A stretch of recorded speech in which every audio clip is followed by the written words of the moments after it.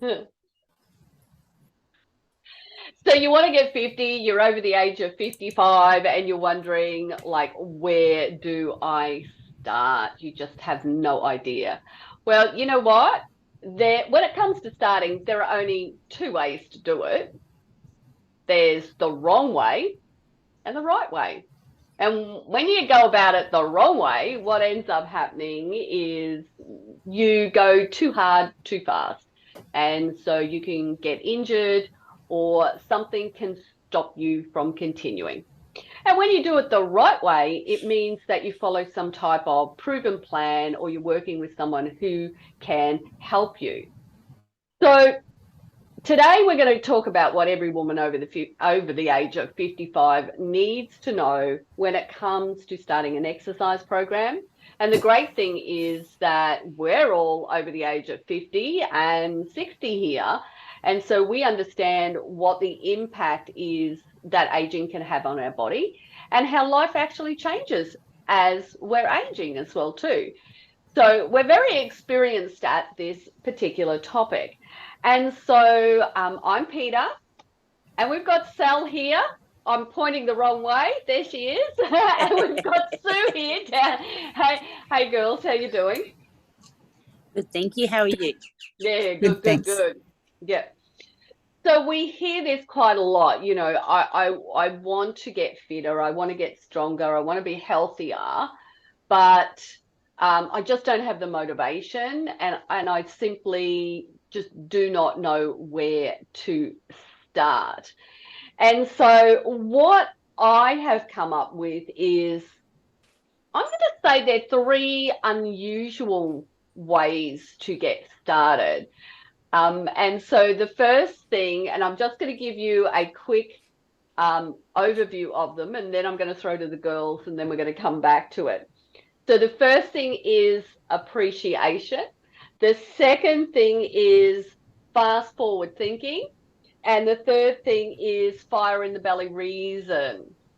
So I'm going to start us off though with appreciation. So I'm going to actually break that down for us. Because here's the thing that happens when we actually appreciate ourselves. We actually value who we are. We feel more relaxed in ourselves and we're more confident. And when we feel more confident, what that does is gives us the willingness and the readiness to actually embrace change and to take head on what life is throwing at us.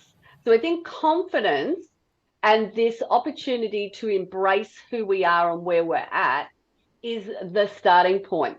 So I'm going to get you started with a little exercise. So I'm going to get everybody to take a nice deep breath in through the nose and out through the mouth. And, you know, you can do that a couple of times while I'm talking here. But the thing is that what that does is it just starts to relax us. I love Sel. She's doing it. Okay. And I saw Sue was doing it too. I could fall asleep. So what we're going to do, though, as we're breathing, we're just actually going to put our hand on our heart. So, and as you're breathing, what you're going to find there is if you start to focus and connect on that breath, you'll feel the rise and the fall in your chest. And what you're doing there is you're connecting with your body more. And so this is a great place to start because if you think about what's happening there, you can actually start to connect more with your body and you can appreciate what's actually happening, like what it's doing to keep you alive and how it keeps you moving in life. So appreciation, I think, is a great starting point. All right, so you can wake up now. Thanks. Okay,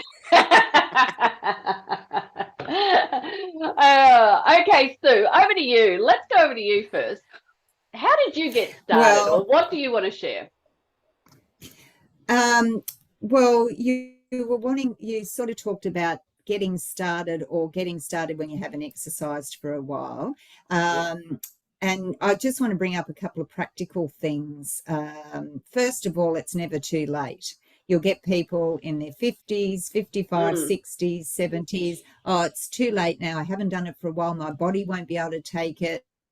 They don't have the confidence, as you said before. We've got to build our confidence. We've got to appreciate ourselves and what we want. So it's never too late to start. But the other practical thing is that if you haven't exercised for some time, especially 55 plus, you really need to get a check out with the doctor, because you know, these are practical things, not, you know, that maybe we don't think about, or we know but we don't do. So get an okay from the doctor first, because invariably 55, we might be coming to the end of our menopause, or we might be still in menopause, things like that. Our bodies are changing. I know mine is different when I'm 65 to when I was 50.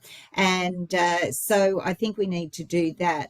And the other thing is, as you said about, I will get onto it, but I agree about not going too fast, too hard, because you're just going to do yourself some damage, and you just start back with the basics. So that's a start out from me, because I know we're going to talk about that a little bit later. Yeah. I want to go to point number 2 for me, because it's this fast forward. And so here's what I want you to do. I'm getting you all to close your eyes again, yet again. Okay. You're trying to put me to sleep. I am. And so what I want you to do is, just when you've got your eyes closed, actually imagine you've got time travel glasses on, okay? And imagine it in 1 year's time. Will you be sitting there in a year's time, imagining that you wish you would have started, that you've actually done nothing? Or are you in your head imagining that you are already an exerciser? Now, if you are imagining you're an exerciser, how will life be different for you? So how is life going to change? And I want you to think like really big on this. I don't want you to think small. I want you to think massive. So I want you to go out there and go, okay, I'm going to be out racing my grandkids, as an example. So I'm going to be faster than what they are. Or maybe you're going to go and do Everest Base Camp, or, you know, ski the Swiss Alps. Or maybe what you're going to do is you're going to be able to keep up with your friends on a walk, because right now you can't go on that walk because you feel embarrassed that you just can't keep up. So it's like imagining what the differences are for you if you take yourself forward in a year,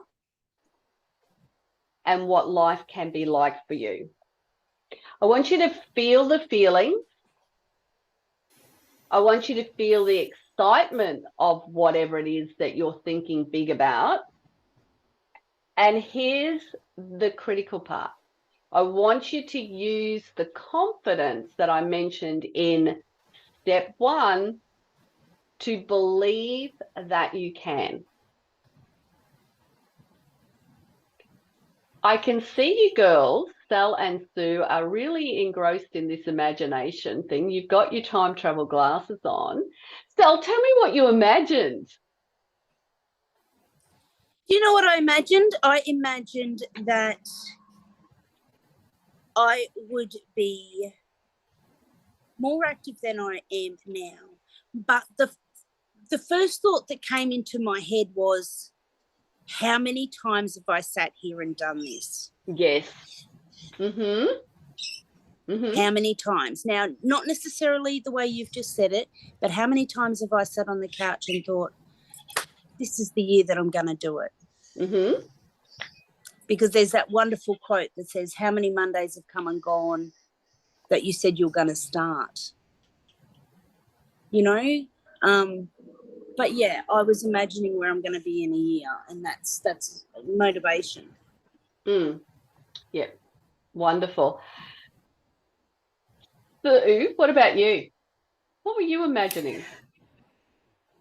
Well, I'm getting a little bit older now. I'll be 66 this year. So I was imagining that I'm still going to be as active as I have been, and that I want to be able to still I enjoy my running, and I still want to be able to be running as I get older. I'm imagining myself still going in those fun run events. But the other thing that came into mind, if you don't mind me saying, is I recently watched a program on the ABC, and it was on a while ago, but anyway, it was older people being matched up with spending time with 4-year-olds, Oh, and then yes, love also that with show. teenagers. Yeah. Yeah. And the older people were in their 70s, 80s, mid 90s, and they weren't doing anything. They couldn't. They're you know how we give like a little find out what people's balance is like, how they can sit to stand, all those sort of things. So they were given that little test, for want of a better word, appraisal first, and all of them didn't have confidence. By the end of the program, some of them were actually jogging, and they said they never really thought. But the one thing that I was thinking about them was that they were spending time with younger people who were saying to them, come on, you can do this. Whereas if we tend to stay with people just in our own demographic, we may fall into the trap of everyone giving each other an excuse not to do it. Oh, don't worry about it, we're getting on now, or something like that. Whereas a younger person, and it might only need to be 5 years younger than you, they believe in you. They can see that you can do things, so they will help you, try something more than what you would more likely do if you were with just a group of people in your own age group. Because I think, we can let each other off the hook a little bit and use the age excuse. So that's what I was going through my mind.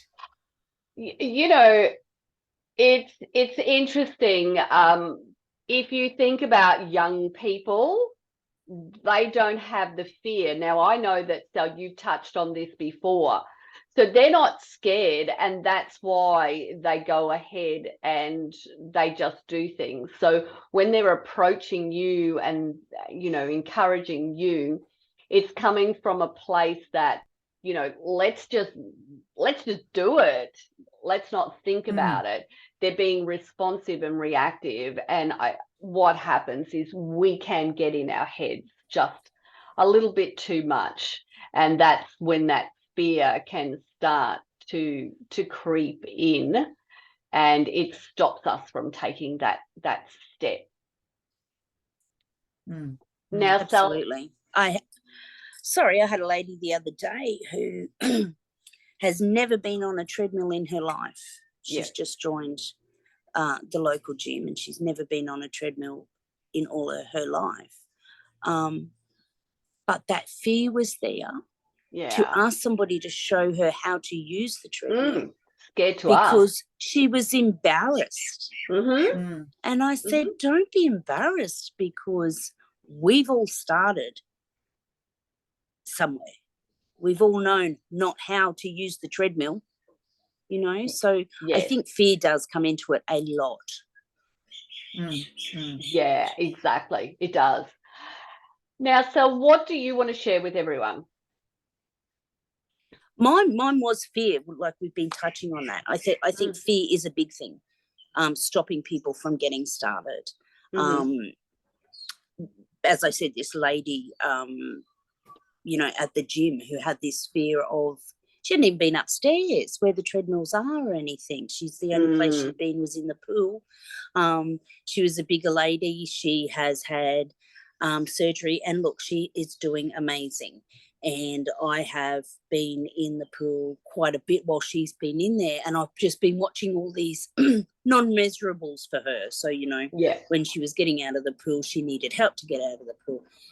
In the last 2 weeks, no, she gets out by herself. but she's joined the gym because she wants to get fit, but she's confined herself to the pool because she's too scared to go in and ask somebody to show her what to do upstairs, for her strength training, for her cardio. And I said to her, I said, watching you, you're ready for that next step. You can get out of the pool and go upstairs. So I think it's fear for a lot of people. They don't know who to turn to because, they might be embarrassed of where they are in life, Maybe 20 years ago, wasn't what they were doing, and this wasn't where they were. Maybe they were fit, maybe they were playing sport, maybe they were running around with their grandkids, but life has got in the way, and suddenly that fear's there. They're embarrassed, they don't know where to start, and they don't know who to turn to. And I think a lot of the times, 90% of people are on social media, and we're always scrolling through, and we all know that Facebook listens to our conversations. So if we're having conversations about, fitness or exercise or anything like that, those little targeted ads are coming up, but you're looking at them and you're going, oh, I could never do that. And so there's none of that research or taking that a step further and finding that group that is going to help you, like strong, healthy women. You've got to find those people that you're comfortable and you're not embarrassed and you're not afraid of telling your story to. So one of the things I noticed when you did the imagination, if you don't mind, I noticed that you got a little bit teary about that. Do you mind sharing what came up with the emotions? Oh, my Lord. You can say really no. Hard, so I'm sorry. No, you don't have to apologize. Could be a little bit triggering. I don't know. I've just become a grandma, and I lost my mum last year. So for me, it's also very much, sorry, ladies, I don't want to die. I want to, I want to be here for my grandchild. I want to be here for my children, those sort of things. Mum's death was very sudden. So that has been on my mind a lot. I think about that a lot. And so, that's a big motivator for me. That's the same as me, Sal, because,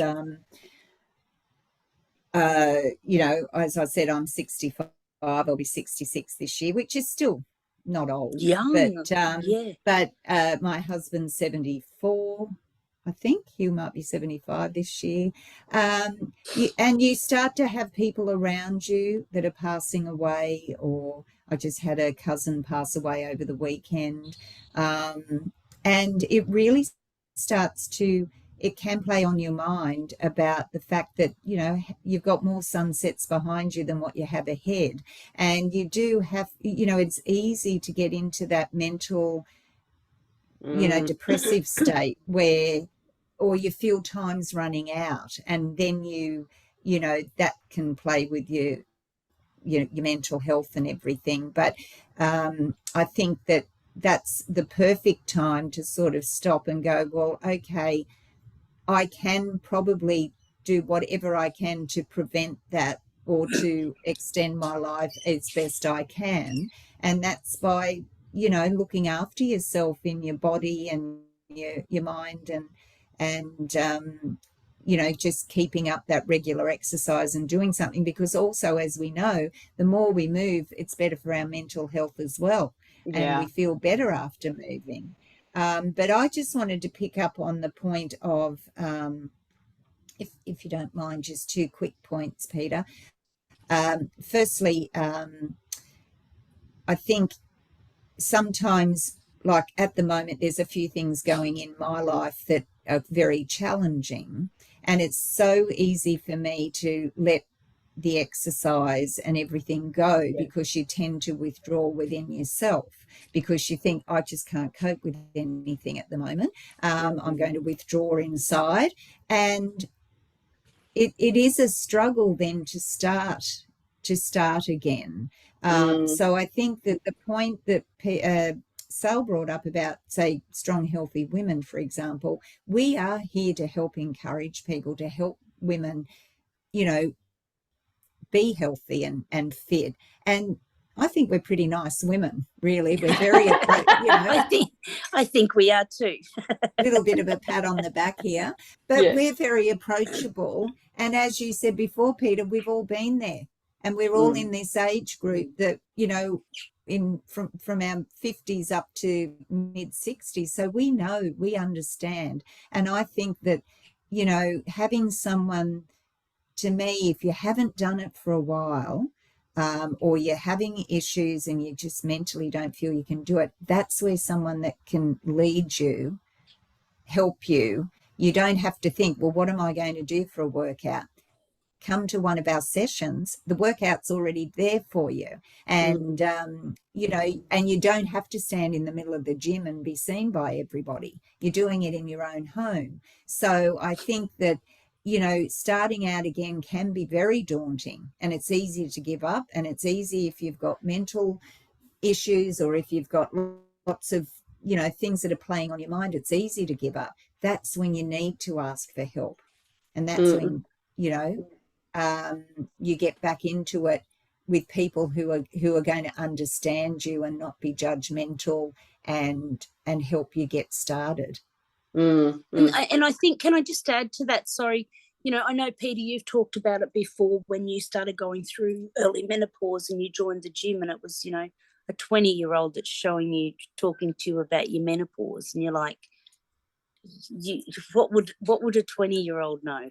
I know for my sister at the moment, and this is where you need to find those people that are going to help you, because my sister at the moment, she's also a PT. She has her own business, but she's just evolved her business. Prior to her having her baby, it was about the fitness. She's just had her body, and this is her experience. Things have changed for her, so she's evolved her business, and her focus is for women that have just had babies, or toddlers, that sort of thing. So you have, I think you need to find the women that have been there, in want of a better saying, been there, done that. Between the three of us, I think we've sort of experienced everything.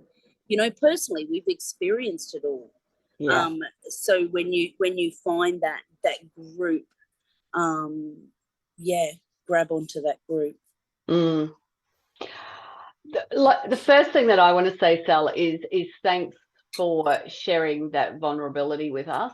I think that, anyone listening is probably going to be able to relate to it. So something that went through my head as you were saying what you were saying is there were two parts to it. That you have become a grandmother, so there is this scariness associated with the fact that you are aging, and that you recently lost your mum, and so that mortality is there in the front of your mind as well too. And sometimes and sometimes that can outweigh the excitement of the fact that you have a grandchild to play with, to be able to nurture and share your wisdom and experience with. And it's hard to be able to squash down that negative, or those thought patterns about I'm facing my mortality, as opposed to I'm embracing the moments that I have.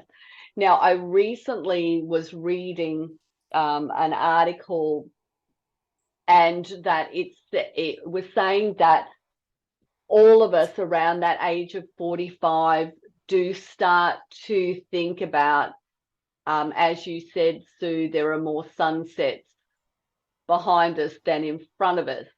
So it's that point where we start to go, oh, hang on a minute.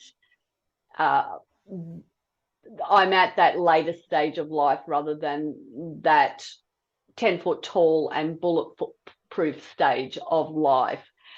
And so, you know, and I actually said this on the weekend. I was reading the newspaper and I said, geez, you really know you're getting old when every time you pick up a newspaper or you see something and you see some celebrity has passed away, it's just happening on a regular basis.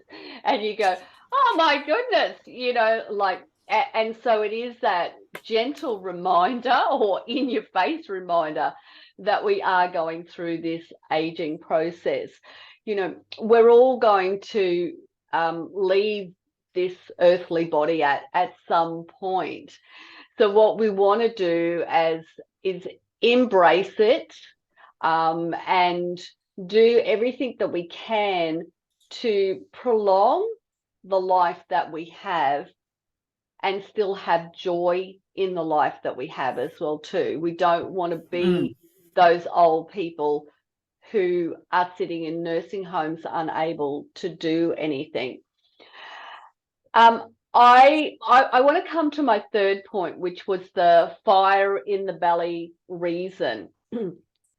So I'm going to be realistic here, and I'm going to say that I know exercise is not as exciting as going on holidays.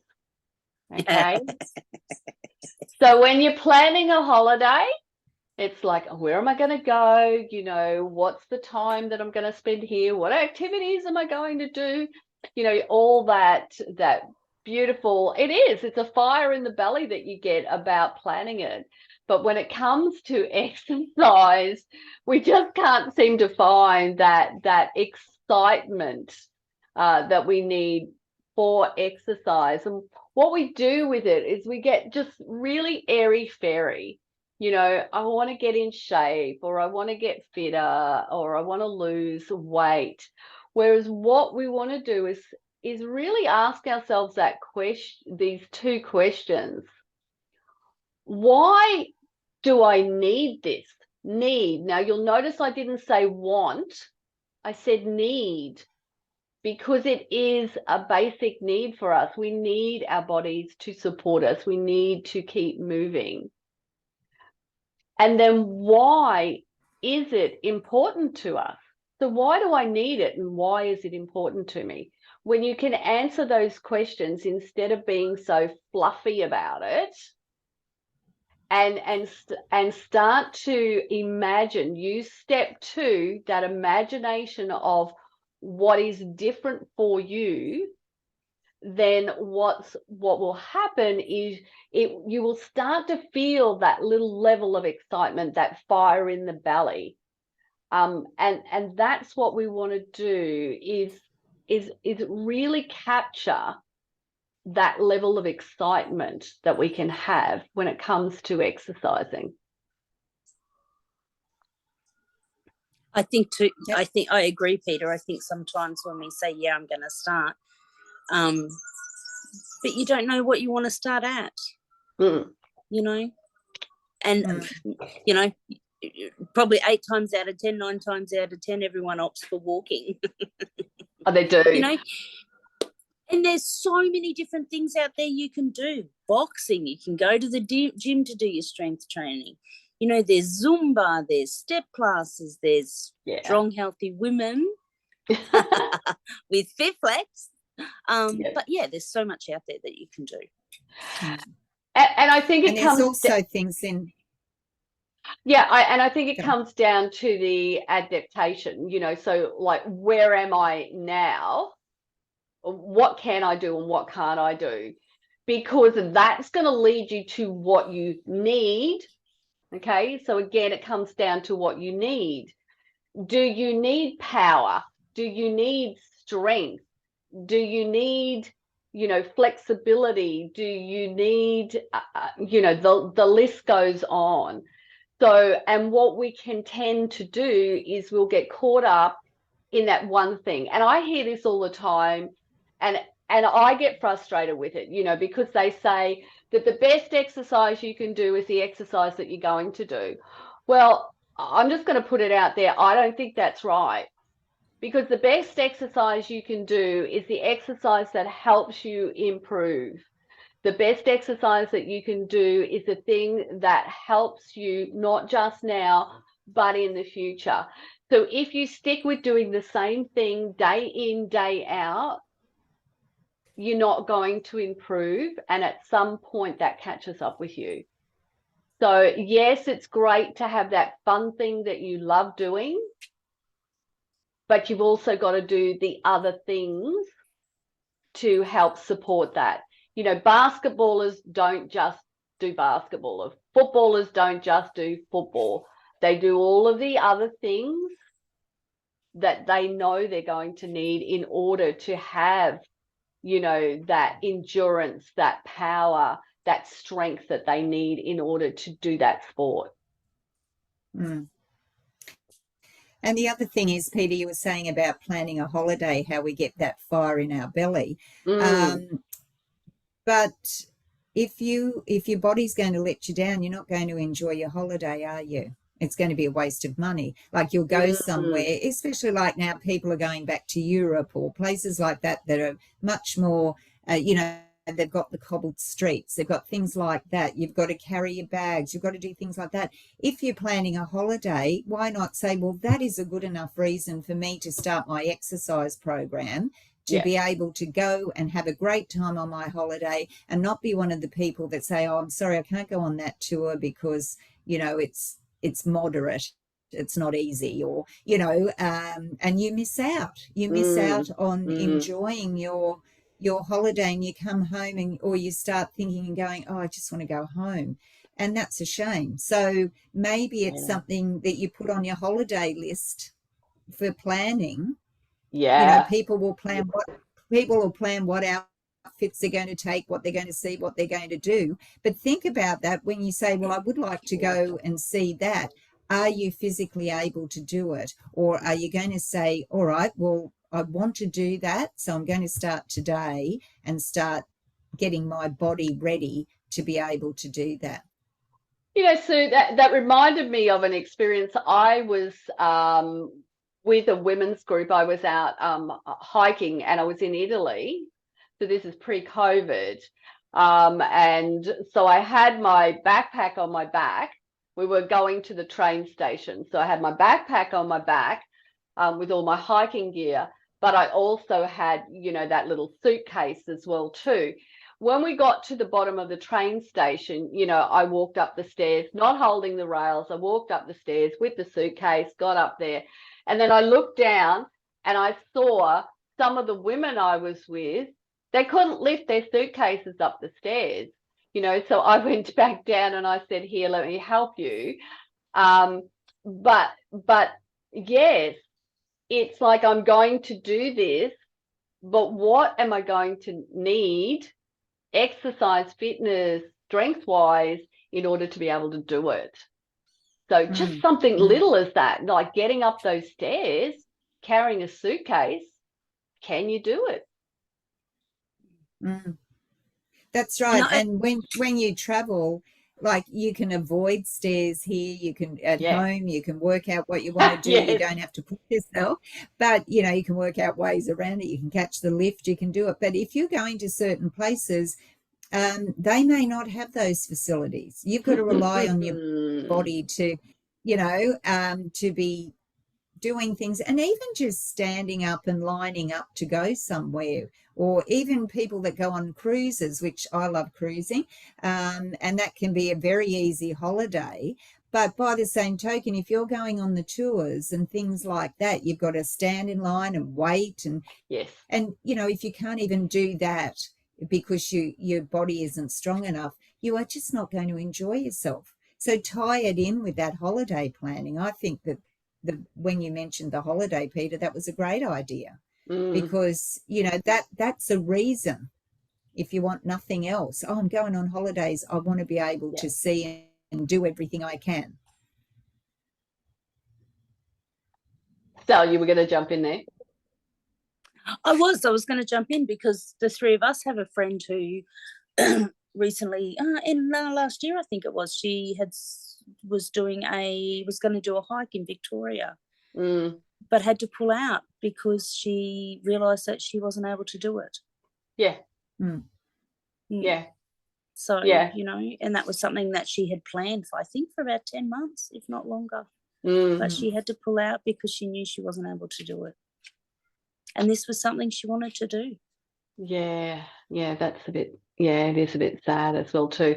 I was actually, as we were talking about the holidaying, I was thinking about some of the other overseas trips that I have done, and I was thinking about the toilets, you know, where you have to do the squat over the holes. So, you know, and I'm thinking how many of us can actually get down to actually do that. So, you know, there's no way on earth that you want to put your hands on the ground if you're actually using those bathrooms. So, you know, there is just so much about, you know, embracing that thing that you feel passionate about, that you want to keep doing. So for me, I want to keep skiing, you know. I want to keep doing that. And I was recently reading a study about these 90-year-old skiers, cross mountain skiers, and how they were physically strong, powerful, flexible, and in lots of instances were even more capable than some 50-year-olds that they pegged them against. So they were still out there driving cars, living independently, you know, doing the grocery shopping, as well as out there skiing. And that is because they're doing all of the foundational work that means we can keep doing what we want to do for life. So brilliant. No, I'm inspired by that. 90 years old. let's get it done. I think it's also one of the things that I had written down here is some of these reasons that will pop up in our heads as well too when it comes to starting. So, you know, one of those reasons is I don't have time. And so if you think about, you know, if you just said, I'm going to do 3 hours a week of exercise. Now, that might seem a lot if I say 3 hours, but if you break it down, it's 30 minutes, 6 days. If I'm going to do that, that's 1.7% of your hours in the week. 1.7%. Who cannot actually find 1.7% of their weekly hours? How busy are you that you can't find that time? Yeah, because that's what the default is. I don't have time, I'm too busy. Yeah. And the other one that you mentioned earlier, I think it was you, Sal, or it could have been you, Sue. You mentioned the scrolling, you know, and seeing people, and you're looking at it and you're going, oh, okay, I want to be like that, but I can't possibly, I'm nowhere near that. And so that comparison game is a really dangerous one to get into. They started somewhere. We all started somewhere. So no, it's okay to just start where you're at. Now, one of the things that actually went through my head earlier as well too, when we were talking about the 50-year-olds or over 50-year-olds exercising, one of the things that also frustrates me is that we get treated like we're not capable of doing something. You know, it's like, oh, you need this gentle type of movement. And that so many women are getting that drummed into their head that, you know, you need to go gentle and easy. No, you need to start slow and you need to learn, but you don't have to be treated like you're incapable of doing something. Or that you made a fairy floss. Oh, yeah, absolutely. Absolutely. Yeah, exactly right. The other thing is that you might be thinking, well, I've failed. You know, I've failed in the past, so why bother? it's a different moment right now, and you're a different person right now. So, you know, don't think about the past. Stay in this moment where you are at this point. The other thing is that, you know, you might have had an injury, you might have gone through surgery, you might have aches and pains. So, you know, the first thing that you want to do is, if you're going to start, get a doctor's clearance, because Sue has already mentioned this. Get the clearance. If they say it's okay, don't stay in your head and go, oh, you know, it's a bit sore. They've said it's okay, so it's okay. But again, start where you're at and build on that. And the other thing that you want to do is you want to get an experienced coach working with you. So get the help, get the support. I think that's really, really important. The other thing that Can I wrote... Can I just say on that point, Peta, too, on the experienced coach, getting an experienced coach, and this goes back to like your box gyms. Yes, your box gyms could be cheaper, but when you join your box gyms, you're left to your own devices. Yes, true. So there is no guidance, there is no one-on-one, there is no help, there is no information. Yeah. It's just, here's our gym, good luck. Yeah. So I think it's so very important to find somebody experienced in what you're going through. Yeah. So were you going to say something then as well? Oh, I was just going to say that they've also got the experience to be able to show you that, you know, you might say, I can't do that. But as we do in the sessions, we can say, well, we've got an alternate. So there's always a way to do something, and an experienced trainer will know what you'll be able to do, what level you'll start at, and then they'll know when you're ready for the next level, and they'll help you get to there and so forth. So, you know, some people will go, oh, I can't do that. But there is always a way around doing, you know, that form of exercise, as we call an alternate version. So, you know.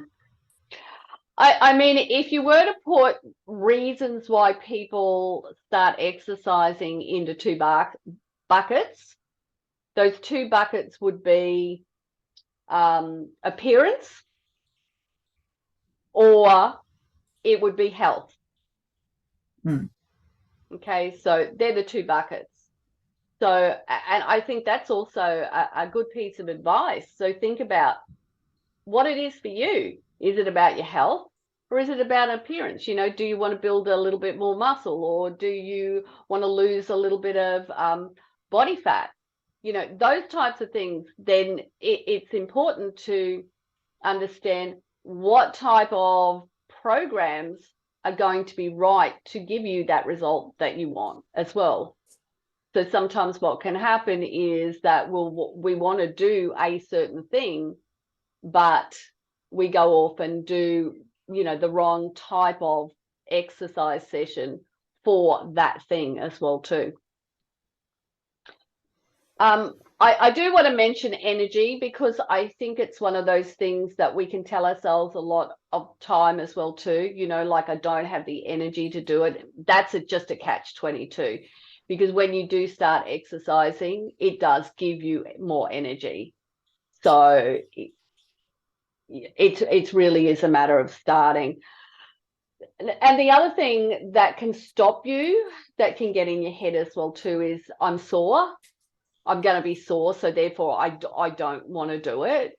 But, you know, when you're sore, like the good kind of sore, that's your body telling you that you're progressing, that you're getting better, that there is something happening there for you. I mean, it's not the bad kind of sore where you actually hurt yourself, what you're working towards. So when you start exercising, it should be making you feel energized. It should be having you feel like you're empowered, that that you're ready to do more. I know that sometimes when I'm doing an exercise session, I can be thinking, oh my goodness, I can't do anymore. And then after I've finished, 5 minutes after I'm finished, I'm thinking, oh, I could do more now. So, you know, I've just created that extra level of motivation and energy in myself.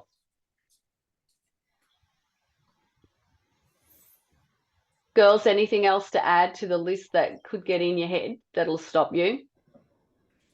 Not from me. I think we've covered everything. We've covered lots today. We have. We've covered heaps and heaps and heaps today. All right, so I'm going to just go back to those 3 steps. I think the first step is appreciation. Appreciation for who you are. When you value yourself more, then you're going to gain a lot more confidence, which will give you that readiness and willingness that you need in order to get started.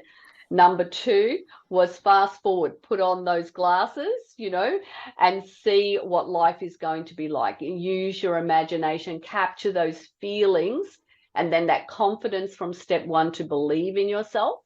And then step number 3 is find that fire in the belly, you know, and I like the concept of being able to tap into something that really gets you excited, like the traveling. So adding in, well, what will I need to be able to do during that traveling session? So what exercises am I going to need?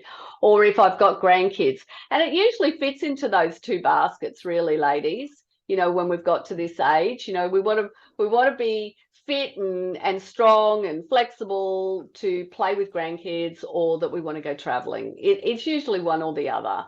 And so when you know that, then what you can do is actually, you know, plan accordingly. But I think the most important thing is to know that everybody else started somewhere.